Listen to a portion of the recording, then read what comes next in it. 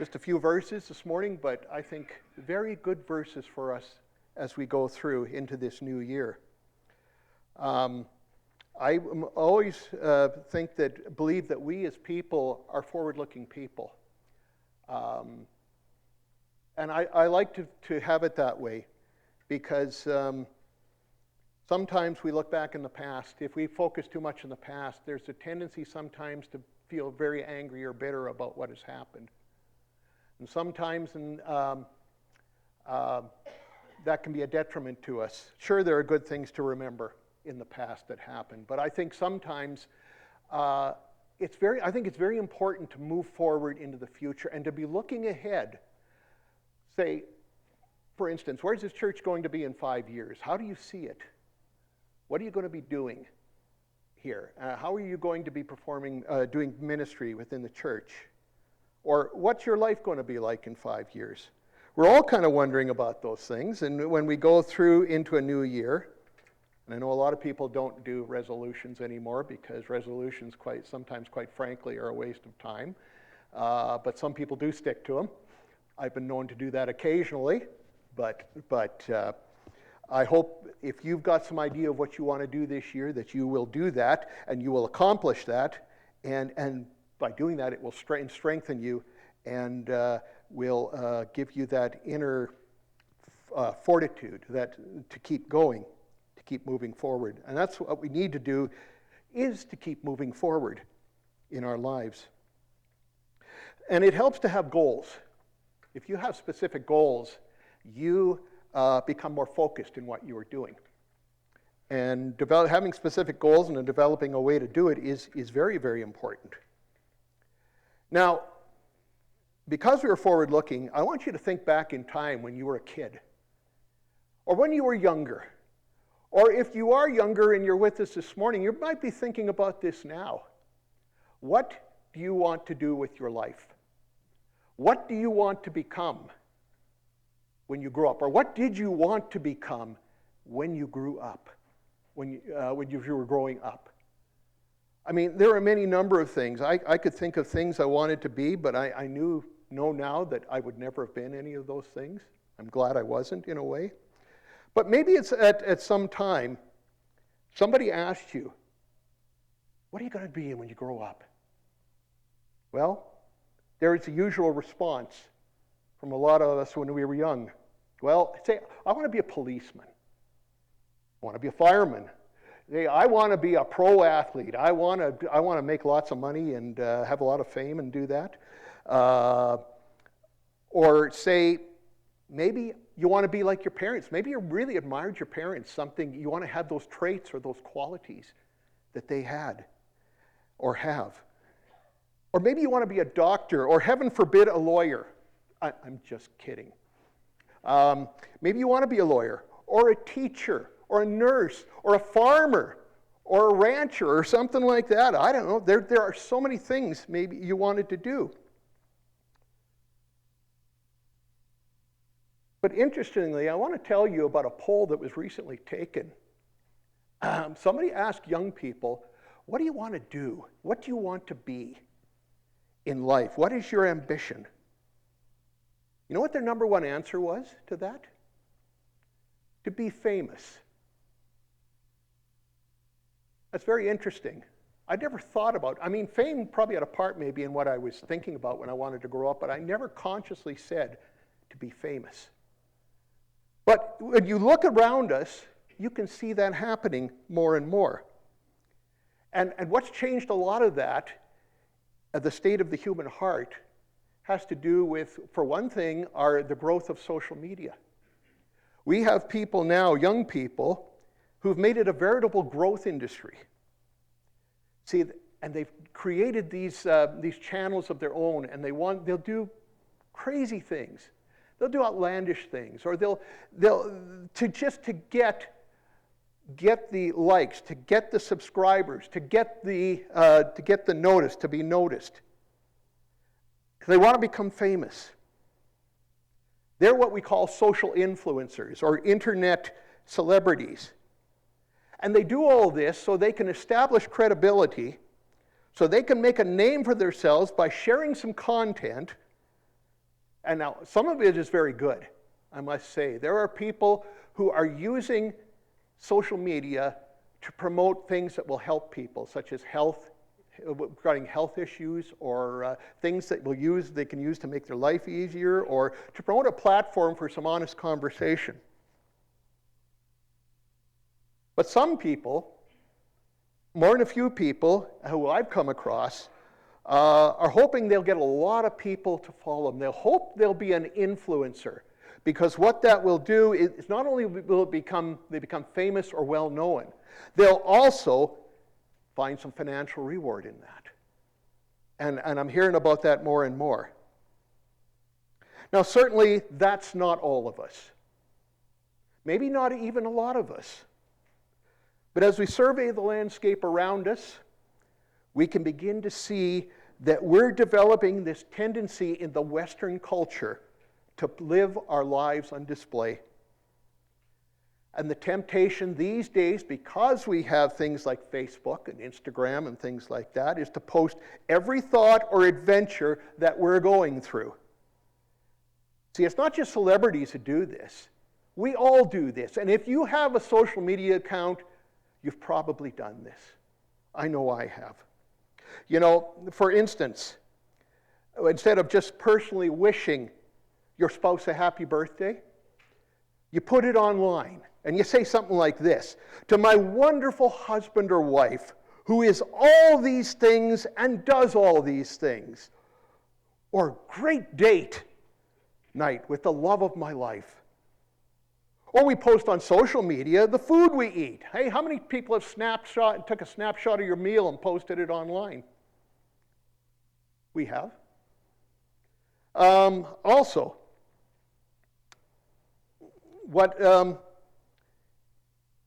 say you go to not only a restaurant, but say on your vacation, you have friends who have those things, and they'll show what they're doing on their vacation, that sort of thing. It's interesting. Kind of interesting to see what they're doing and where they're going and that sort of thing. I don't know what else feelings might rise in you from seeing that, but you would know. See, what they want to do more and more, what we want to do more and more, is put our lives on display for everybody. And we want to live that way. But here's the thing that I notice more, and I am more taken in and captivated by. See, what's far more interesting for me is to observe people around me who are living understated lives, who are not out there boasting and bragging and making a name for themselves, who are not trying to make something big out of themselves. They're living these quiet lives. And what they're doing is, in their quietness, they're influencing people in a different way. They're influencing people by going about their lives in quiet, humble ways. They're not blowing their own horn. They believe what they believe. They go around with a quiet confidence and assurance. And they're comfortable in their own skin, it seems. They don't have to worry about making a name for themselves. They seem secure. And to me, there is something about someone choosing to live their life in this way that can be very interesting and appealing to observe. And the interesting thing is they seem able to, in a sense, to fly under the radar of society or the culture without being invisible or being affected by it. I want to tell you just a little story here about Pauline's dad. Was that kind of a guy for me, and I always regret that I came on the scene too late. He was suffering from a health decline, and I really didn't get to know him the way a lot of people did, who had a lot of great things to say about him. But here was a guy who had a lot of success in life. He had a passion for selling, and he sold Electrolux vacuum cleaners in Saskatchewan. And he was good at it. He was the best at it. He won, I don't know how many trophies, dear, probably about 3 or 4, something like that. They were gathering dust in his office up on a high shelf, and he never talked about them unless I asked him about it, because I was very intrigued with all the trophies that were up there. But he would go about his life just enjoying people, enjoying what he was doing. He never bragged. I never heard him boast. I never heard him have to build himself up. He was just a quiet guy who had his faith in God, who lived it out in a practical way, and didn't seek to make himself bigger than he was. I think one of the funniest things I heard, and I couldn't believe it, but when Pauline told me, he'd come home, say after a day of work, and they'd ask him, like, how many vacuums did you sell? And he'd just be eating and go, 4 or 5, something like that. Wouldn't even bat an eye, eh? Didn't.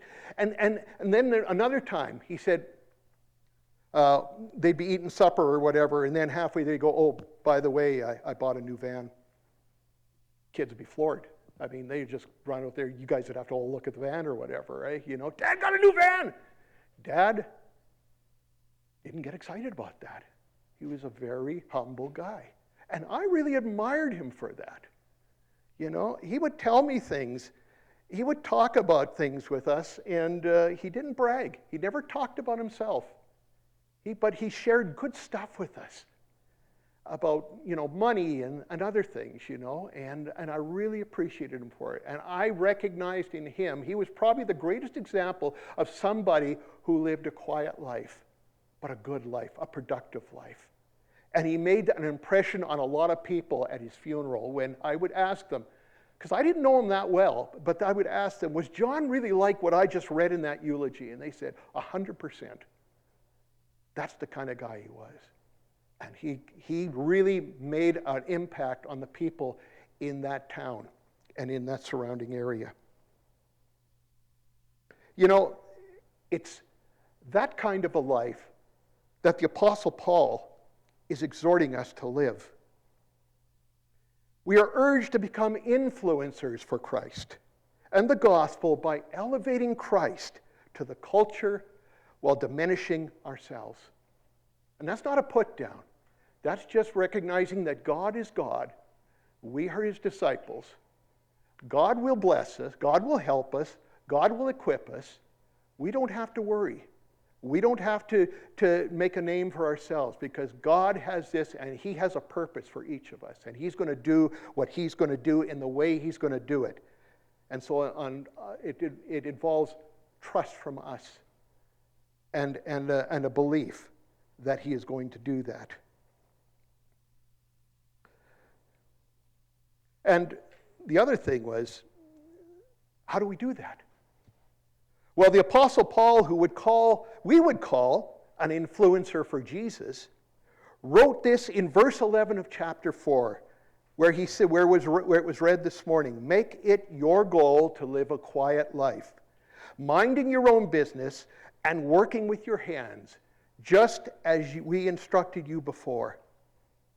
In the New American Standard Bible, puts verse 11 like this: make it your ambition, your strong desire or determination, in other words, to lead a quiet life and attend to your own business and work with your hands, just as we commanded you. In other words, make it your goal, not your ambition not to be known. Don't live a life on display. Now, I'm not telling you don't say anything, don't do anything, hide your lamp under a bowl or whatever, you know. That's not what I'm saying to you. I'm not telling you keep quiet, don't proclaim Jesus or the gospel, don't do great things for Jesus. I was listening to a sermon this morning on the way out here, and the fellow was talking about lukewarm Christianity. And he said he was on a plane with a fella, and the fella, he says, I always dread when we talk about what our careers are. What's your job? What do you do for a living, eh? Well, he told him, and the guy said, the guy asked him what he was, and he said, well, I'm a pastor. And he said, well, the guy kind of warmed to that, who was with him, and he said, Yeah, I believe in, I'm a spiritual guy. I believe in all these things. I believe in Hinduism and New Age and all that stuff. And yeah, Jesus was a good guy. I believe in him too. And it was funny because this guy believed in a lot of things, but he didn't believe in the one he needed to believe in. And it was just that we can get Christianish. And this was the word this fella came up with who he was talking to on the airplane. He said, I'm Christianish. And the pastor said, that's the word I've been looking for all my pastoral life, to put a word on that, and that is Christianish. In other words, to live your lives out of kind of a lukewarmness, out of kind of a comfortable place, about not being involved, about not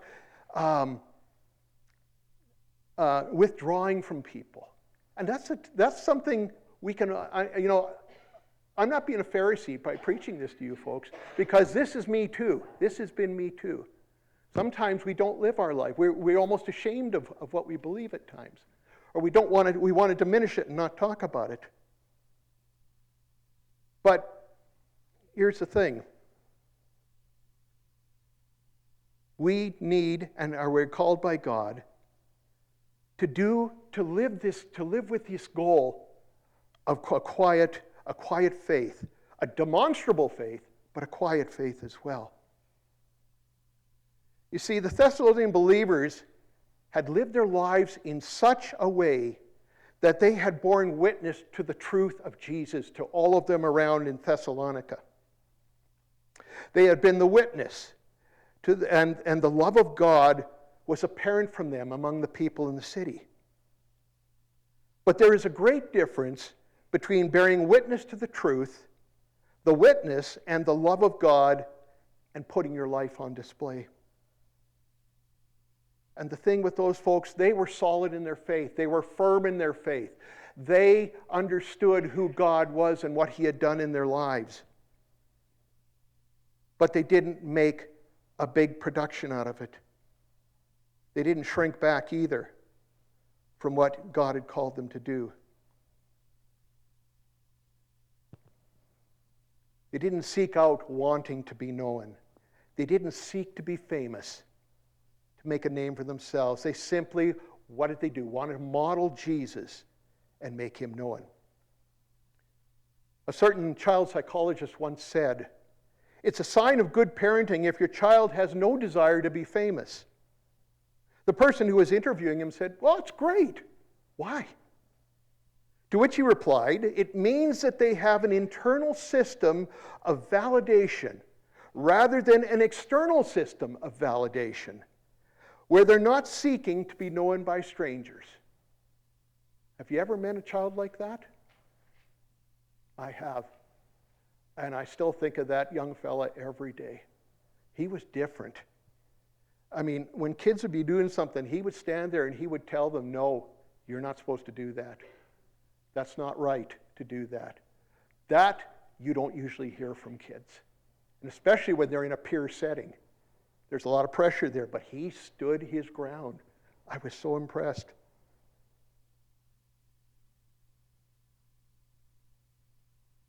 So, he also replied to, it means that we have, as I said, an internal system of validation rather than an external system of validation where they're not seeking to be known by strangers. And so I, in turn, have to ask myself the question, to what degree am I seeking to be known by strangers? Now, you might be saying, I don't need to be known, but I want to do great things. I want to do what God has called me to do. I want to do that thing. Well, of course, absolutely, I agree with you and I encourage you. But the question I have for you is, where do you live? See, God has placed you where he has placed you. And that is here in Drayton Valley. Among people, the rest of us, among people you know, your family, people in this community. And so to say yes to that is so important. You see, we'll never glorify God by dimming our lamps. We don't glorify God by shrinking back from the culture. And we don't glorify God by simply hiding. If God is speaking to you to step up or step forward, you need to do that. If He's asked you to speak, you need to do that. And here's the question again: where do we live? Do I make it my goal, my ambition, to live a quiet, productive life for Jesus, where I am truly known by a few? Or do I make it my ambition to live my life on display to a bunch of people I'll probably never meet or have anything to do with? You want to do it like Jesus did. What do we know about His life that we can draw upon? We don't have a lot when He was younger, but there was the incident when He was 12, and He went up with His mom and dad, Joseph and Mary, to the Passover feast. And so they spent time up there, this big time of celebration at Jerusalem, and then everybody started home. One problem: where's Jesus? He's not around. They thought maybe He was with the other kids playing or something like that, but no Jesus. And Mary starts to wonder, where's He gone? I don't know if Joseph wondered that right away. We guys are kind of like that, eh? But Mary knew. And so all of a sudden they got worried and they headed back. And they went back to Jerusalem. They could not find Him. They asked people. He wasn't around. And then when they got to Jerusalem, they went back to the temple. And guess who they found? Jesus, this young boy of 12, is sitting with the priests. And they're telling Him things, and He's asking them questions. Now, He could have told them He was God. He could have told them things that they wouldn't have known. He could have told them, He could have put it like that, but what did He do? He sat and He listened, and He respectfully asked questions. He was involved, but Jesus was very humble at the same time. You see how this is working?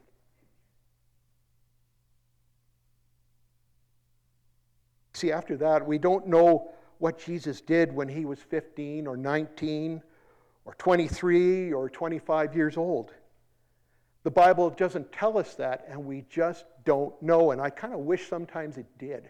I'd love to know, as a younger person, what Jesus was like, but we don't know, and it's not made plain in Scripture. We can assume He was probably doing what Paul writes to the Thessalonians. That was minding His own business, minding His own affairs, and working with His hands. Remember, he was a carpenter when he was younger. He was living with humility. He was honoring his parents, and he was working as a carpenter with his hands, doing good work. He was not living his life on display, but he was doing his Father's will. You know, sometimes it's interesting that we live our life on display. We choose to put our life on display for other reasons as well. We do it sometimes because actually we want to hide from people. I can live my life superficially, desiring the approval of strangers because I'm afraid of being known deeply by those who are closest to me. So, we can do all kinds of things. We can act like someone we know we definitely are not. We can say things, we can agree with things that we know aren't right. And that way we can hide ourselves if we want to. There will be times when God calls you to step up, to stand out, say the word, and maybe receive some recognition. Maybe there's being noted that comes out of that. And that's great, but I'm urging you, please don't live there. Because I see a real strength in living the understated life, the quiet life. God may give you a spotlight, but don't choose to live in the spotlight.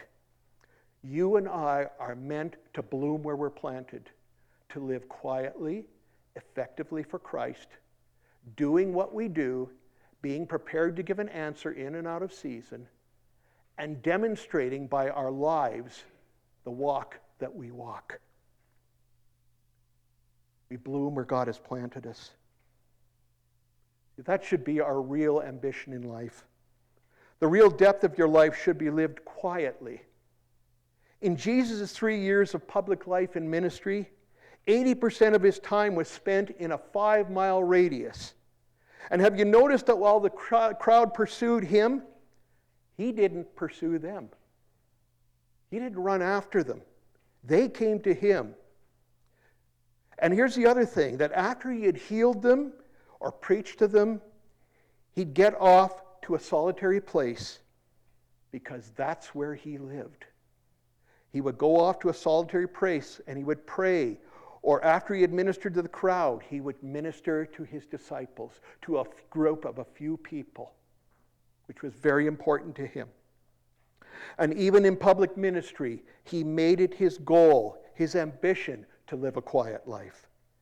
His ambition was to serve the many, but Jesus needed to know the few, and he needed to be known by the few. You know, there's something really good for us in that. Where yes, we can make a breath of an impact maybe by living life on display.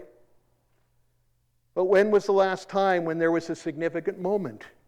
Say when someone was being given an award or being noticed for some reason that they thanked, and you've seen it on TV where they thanked a celebrity who did not know them, or the famous person who didn't come into contact with their lives.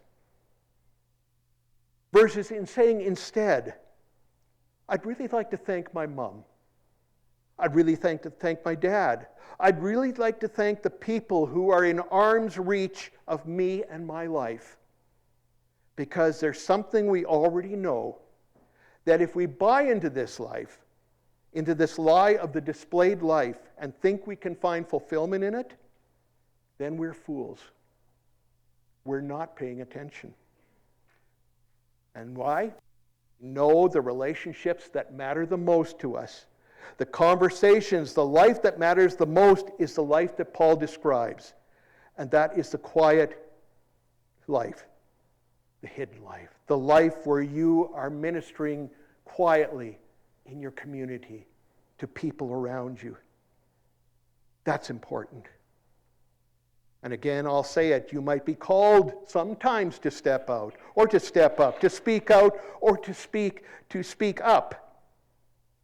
And you may be called to do great things, but don't stay there.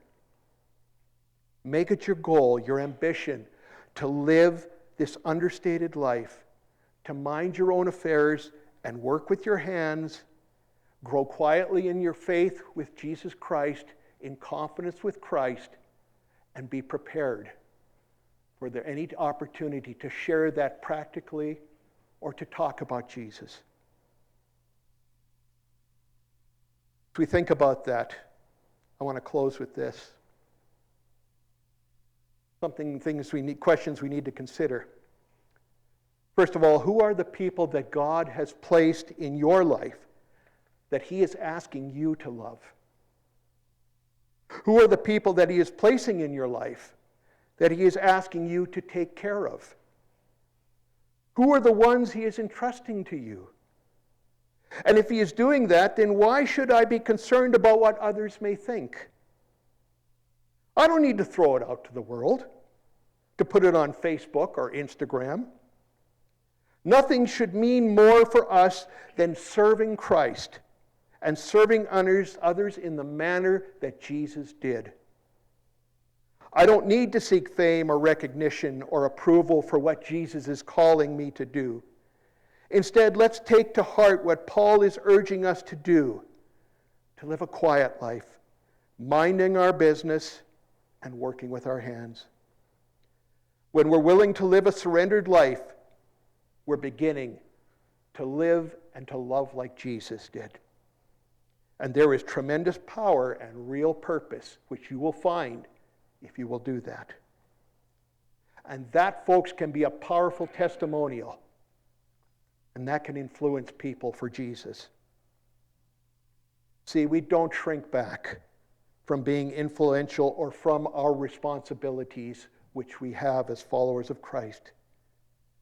And I can say that because Jesus is the most influential person in history who fulfilled all of his responsibilities given to him by his heavenly Father. And how did he do that? I'll say it again. He made it his goal to live a quiet life, to love the people closest to him. Let's make that our goal and our ambition as well. God bless you.